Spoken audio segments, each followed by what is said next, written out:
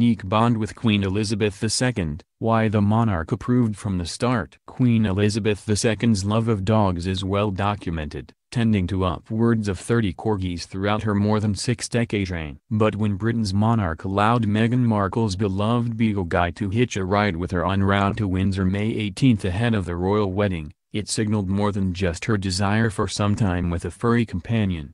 Because while the newly minted Duchess of Sussex has had her haters from the start, with detractors objecting to the fact that she was American, an actress, a divorcee and, yes, unfortunately, even that she was biracial, the Queen has never been one of them. Among Queen Elizabeth's many responsibilities is giving her formal consent, or veto, to any family marriages in order to guard against unions that could diminish the status of the royal house. And many believed Markle's previous marriage, to film producer Trevor Engelson, would hurt her chances of eventually making it official with loved Prince Harry, 33. After all, King Edward VIII was forced to give up the throne to wed twice-divorced American actress Wallis Simpson. And the Queen did block her own sister, Princess Margaret, from marrying her first love, Royal Air Force Captain Peter Townsend, because he happened to be divorced. So there was some cause for concern. But those in the know insist the Queen give her approval long before she signed that hand-printed vellum scroll. In her book,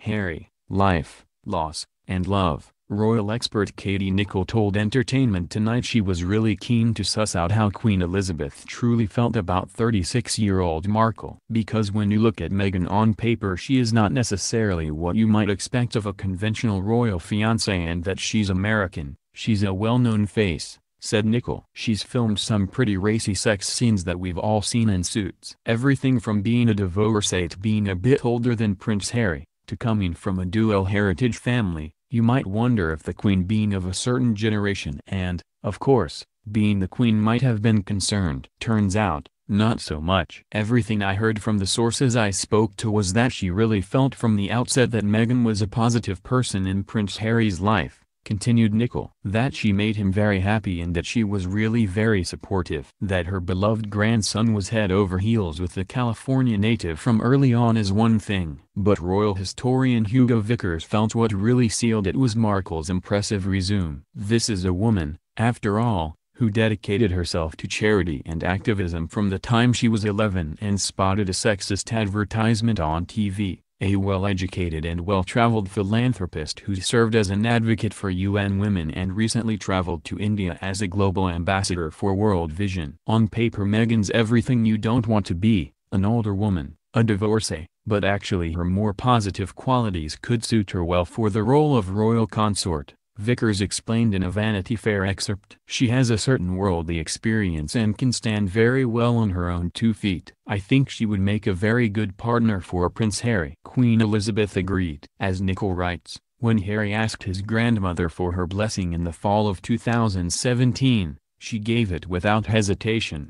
I was told by one of the Queen's closest aides shortly after the engagement announcement that the monarch was genuinely delighted that Harry had found someone who made him so happy. Despite rumors to the contrary, there was no issue over Meghan's racial heritage or concerns that she was older or divorced. Exceptionally close to her grandson, the Queen trusts Harry. She trusts first impressions, too. And by all accounts, Markle made a good one. Though Harry's older brother Prince William waited some 5 years to introduce Kate Middleton to his grandmother, the one-time Apache helicopter pilot ushered the then-actress into Queen Elizabeth's summer residence at Scotland's Balmoral Castle last September, 14 months after they met on a blind date. It went well, a source reported to Us Weekly. It'll no doubt be the first of many encounters. Indeed, Markle scored an invite to tea at Buckingham Palace in October, mere weeks after she and Harry made their first official joint appearance together at the 2017 Invictus Games in Toronto, with a source telling E! News at the time, the pair were as good as engaged now. They've spoken about their marriage plans openly with each other. By the time they were discussing them openly with everyone else,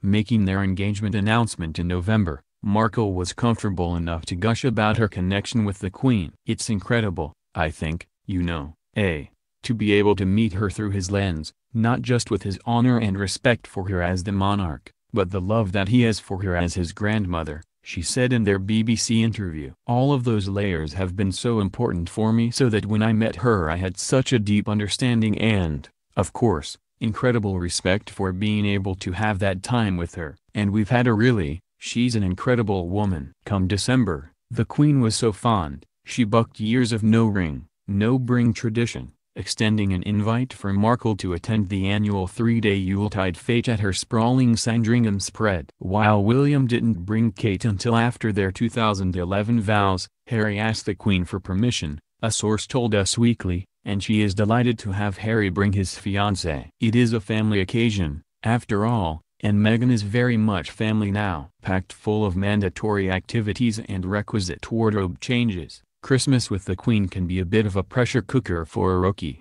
but Harry says his bride sailed through. It was fantastic. She really enjoyed it. The family loved having her there, Harry said on BBC Radio 4's Today programme December 27, adding that they enjoyed bunking at William and Kate's 10-bedroom Anmer Hall estate and running around with Prince George, 4, and Princess Charlotte, 3.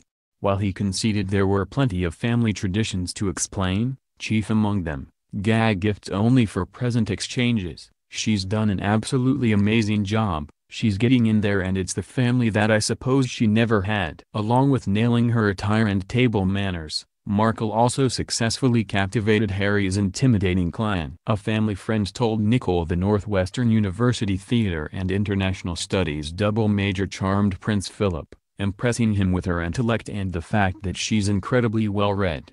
And, of course, the Queen's corgis were fans from the start. In their joint BBC interview, Harry reported the pups took to dog lover Markle straight away. I've spent the last 33 years being barked at. This one walks in, absolutely nothing. The pooches, added Markle, were just laying on my feet during tea, it was very sweet. With her closest companions, convinced, the Queen literally opened her home, Windsor Castle, as one of her favorite residences, for Harry and Markle's May 19th vows.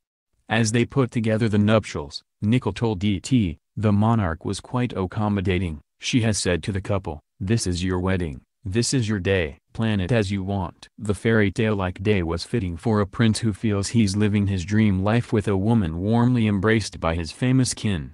The fact that I fell in love with Meghan so incredibly quickly was sort of confirmation to me that all the stars were aligned. Everything was just perfect, he told BBC. It was this beautiful woman just sort of literally tripped and fell into my life. I fell into her life. The fact that I know the fact that she will be unbelievably good at the job part of it, as well as obviously a huge